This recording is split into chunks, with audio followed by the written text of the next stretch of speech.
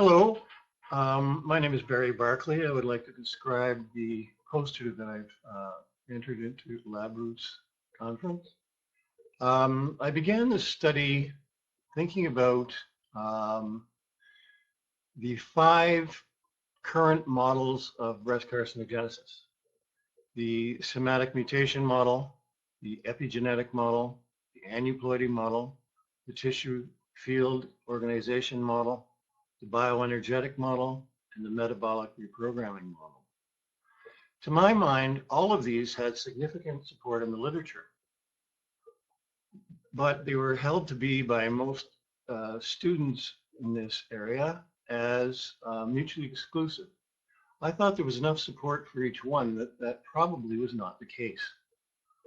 So I began thinking about a simplifying and unifying model based upon uh,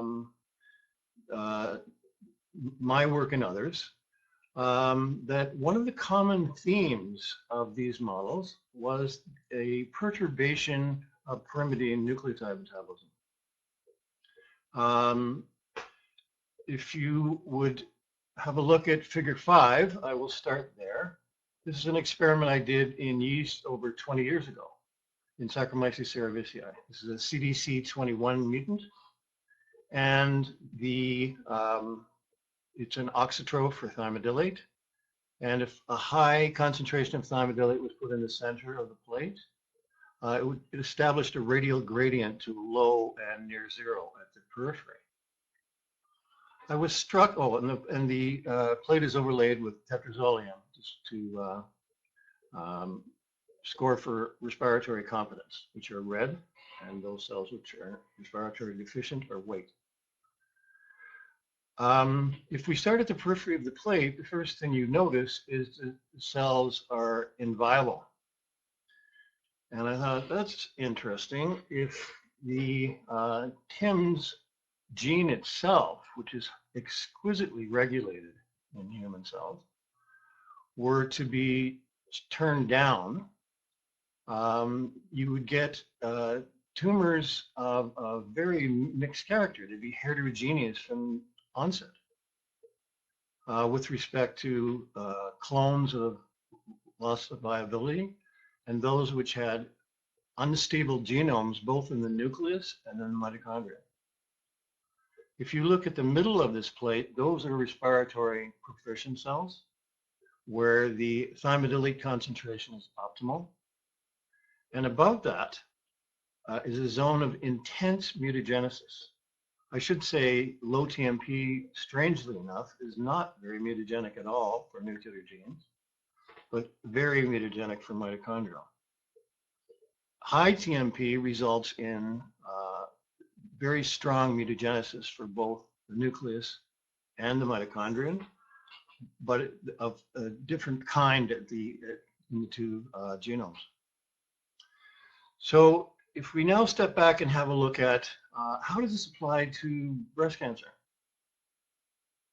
Well, I made the leap that this would be a model system of stem cells in which the gene for thymidylate synthetase located at 18p11.32.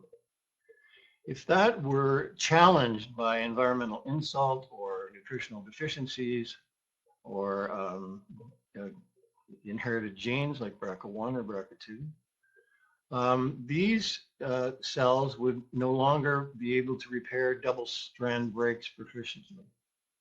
So you have clastogenic and recombinogenic events that give rise to the 3 types of extracellular elements that I've described in figs 2, 3, and 4. What these figures revealed to me was that when you have this kind of instability, for example, in figure 2, where you have a hairpin palindrome. I'm sorry, Tracy, I got the wrong figure. That's isocytochrome 18. Can I back up on that one?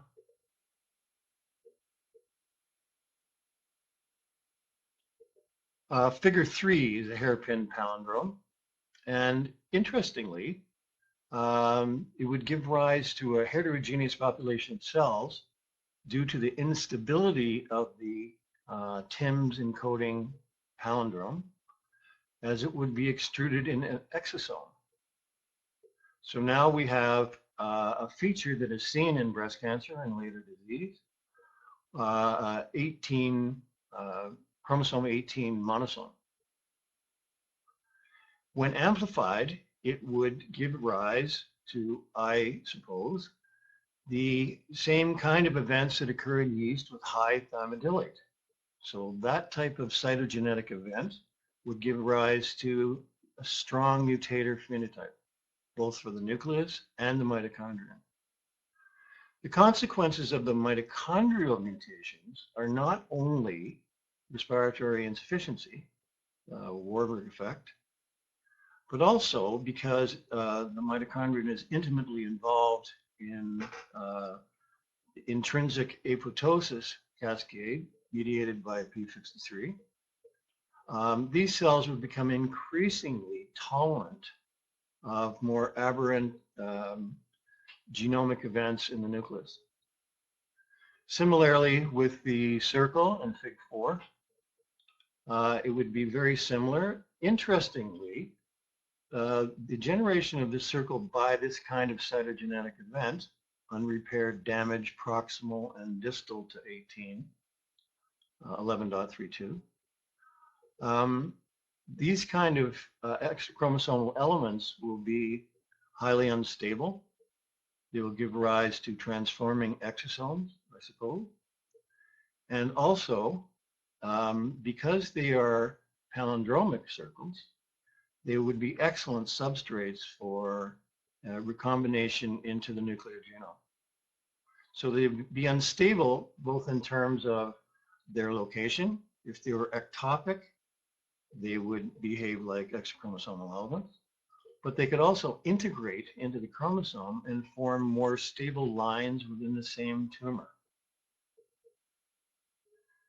And lastly, Figure 6 summarizes what I tried to think about, that this model that I've worked on for 25 years now